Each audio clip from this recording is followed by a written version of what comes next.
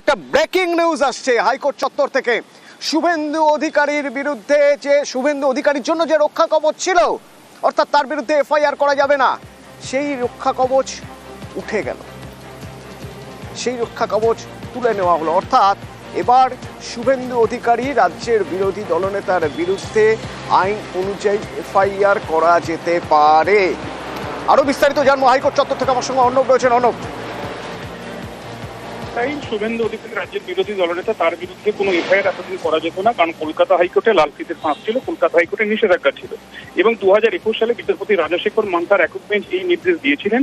সেই নির্দেশ পরে বিচারপতি সুব্রত তালুকদারের ডিভিশন বেঞ্চ এবং তারও পরে এই সুপ্রিম কোর্টে যায় এবং সুপ্রিম কোর্ট থেকে কার্যত সেই ইন্টারিম অর্ডার বা অন্তর্বর্তী নির্দেশ, যা আজকে সকালের আগে পর্যন্ত, সকাল 11টা যখন জাজমেন্ট দেন বিচারপতি জয় সেনগুপ্ত, তার আগে পর্যন্ত সেটি ছিল।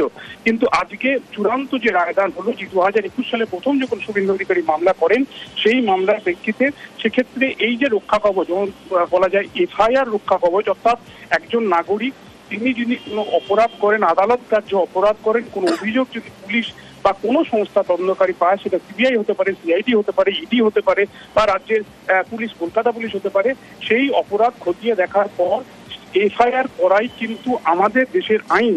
কিন্তু এই আইন কলকাতা হাইকোর্টের একটি ব্ল্যাঙ্কেট অর্ডারের প্রেক্ষিতে কার্যত শুভেন্দু অধিকারীর বিরুদ্ধে কোনো এফআইআর হচ্ছিল না। এখনো পর্যন্ত কলকাতা হাইকোর্টের মামলা সূত্র থেকে যেটুকু জানা যাচ্ছে, প্রায় 27টা মতো অভিযোগ ছিল শুভেন্দু অধিকারীর বিরুদ্ধে এখনো পর্যন্ত বিভিন্ন মামলায়। তার মধ্যে 16টি মামলা কলকাতা হাইকোর্টে এসেছিল চ্যালেঞ্জ হয়ে।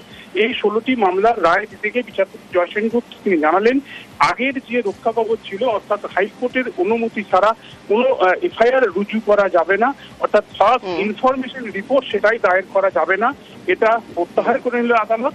এবং এখন থেকে নতুন এফআইআর করার ক্ষেত্রে সেই বাধা রইল না। তবে 16টা মামলার মধ্যে